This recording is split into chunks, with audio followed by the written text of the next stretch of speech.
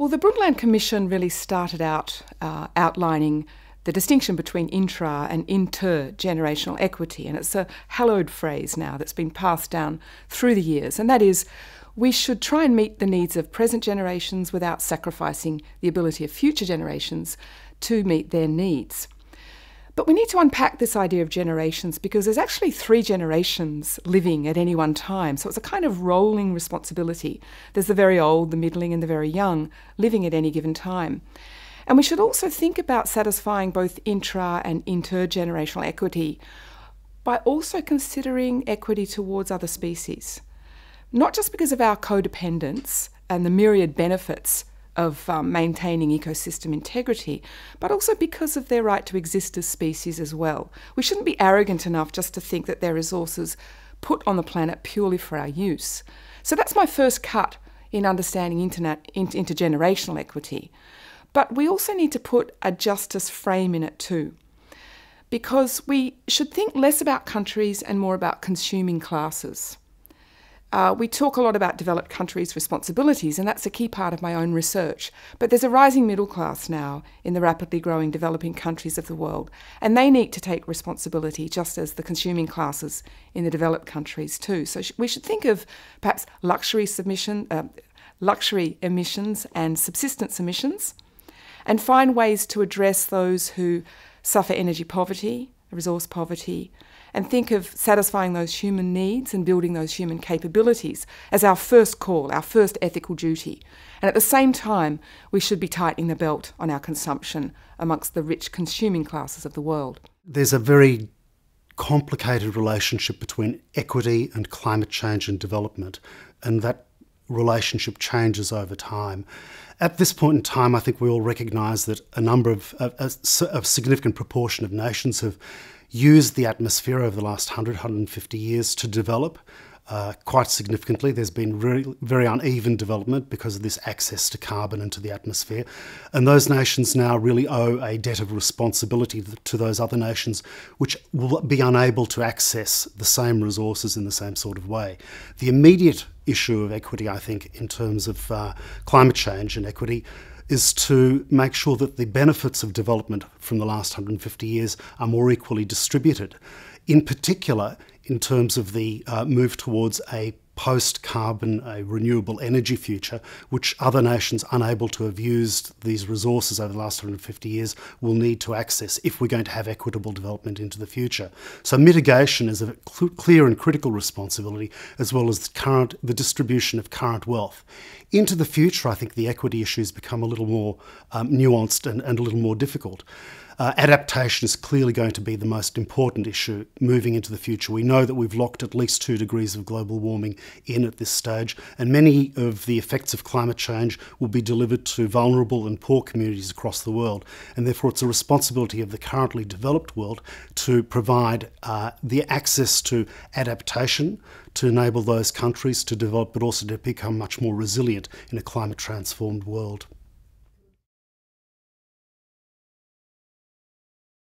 Well, first of all, I understand climate leadership to be the ability to mobilise others around a common purpose, and that common purpose is preventing dangerous climate change. Now, most of us tend to look to political leaders, and that's probably where we'll find least inspiration. I can think of a few political leaders in a few countries who do stand out from the pack, probably Germany more than any other, but also some of the Scandinavian countries as well. But for the most exciting leadership, you're better off looking in civil society, at scientists, cities, municipalities and NGO leaders, such as Bill McKibben in the US, Van Jones in the US, a black activist who's been talking a lot about green jobs, and of course a lot of local communities as well. So leadership can be diffused and shared, and the more it is, the more it will address the problem. Because climate change is the most massive collective action problem ever, and you can only break that problem through leadership, instead of everyone standing before an open door and saying, after you. So in terms of Germany's leadership, it has consistently interpreted the international burden sharing principles of common but differentiated responsibility in a kind of noble or maximal way. And that is, you need to set an example, move first, show how we can move towards low carbon development, and blaze a trail so that developing countries can leapfrog over the fossil fuel intensive development path that the developed countries follow. The thing we need to avoid is not to kick the ladder down. And I'm always reminded of an observation by an Indian delegate at one of the climate negotiations who said, think of the atmospheric absorption space in the sky around us as a pizza, and the rich countries have gobbled up 3/4. We now realise there's diminishing absorption capacity left, and the rich world can't say to the poor world, well, let's share it. We have to give that larger slice of the remaining portion to the developing countries, which certainly means that the rich countries and the rich consuming classes have to tighten their belt. Kiribati is one of a number of countries and also communities which are threatened by climate change in a most fundamental way. We know that with the prospect of rising seas, with changes in ocean acidification, changes in the likelihood of the intensity and the frequency of storms, communities and coastal dwelling communities in places like Bangladesh, Indonesia, and also island-based communities, particularly those in low-lying islands, Kiribati, Tuvalu and others, face profound threats into the future. The biggest problem I think that we're concerned with in this particular area is the problem of the substantial displacement of populations and of nations and how they will survive into the future. The challenges here I think are threefold. There are three sets of rights that I think we need to think about. There are the political rights of those nations, there are also the cultural rights of those communities, and there are also the economic capacities and rights which those peoples will face into the future. The problem I think is for us to think about not climate refugees, but processes of population displacement being undertaken in an orderly fashion. Refugees really are the result. Refugees result from a disorderly response to climate change, climate refugees. What we need is a process which will enable peoples to relocate and to retain their economic, their cultural and their political rights with a high level of integrity. I think we're probably looking towards the need for some new form of convention or treaty which will enable entire nations, perhaps Kiribati or Tuvalu, to relocate, to reconstitute themselves as diasporic nations, if you like, but still retain both their cultural integrity in their new homes, but also economic integrity by having access to the resources which they will have lost. So having access to those territorial resources, fishing rights, mineral rights, which they currently enjoy where they currently live, if they're relocated, those rights need to be reinscribed legally in some way. My current project looks at what makes a climate leader amongst developed countries, and right now I'm looking at a comparative study of climate discourses and writing up Norway and Australia at the moment. And that's an interesting comparison because they're both in the umbrella group of fossil fuel Western countries. They're both huge fossil fuel exporters. They've both had a big turnaround in their climate policy in 2007, much more ambitious on the part of Norway and much more engagement on the part of the US. But what's different is that Norway shows much more angst about its fossil fuel wealth and wants to atone for that with a much more ambitious target, a lot more overseas development aid and investment and so forth. Australia doesn't seem to have such angst. It ignores the massive contradictions between its energy and climate policy. It doesn't seem to have any need to atone for that. And I think the key difference there has to do with national identity and role conception. The Norwegians see themselves as a kind of regime of goodness, dispensing goodness in the world and spreading their social egalitarian philosophy. Australian discourses show a much more fragmented and fractured identity, a more uncertain sense of their role in the world. And although there are significant differences between Labor and the coalition, Labor like to talk about a good international citizen. A citizen's not necessarily a leader. They're just a member of a community, whereas the Norwegians want to play a pioneering role. I mean, there are contradictions in their climate policy, but it's their need to reconcile their climate policy with their sense of being a pioneer and a good state. It's much more easily discernible in those discourses than in Australian discourses. Well, Australia looks a bit different depending on which direction it's facing.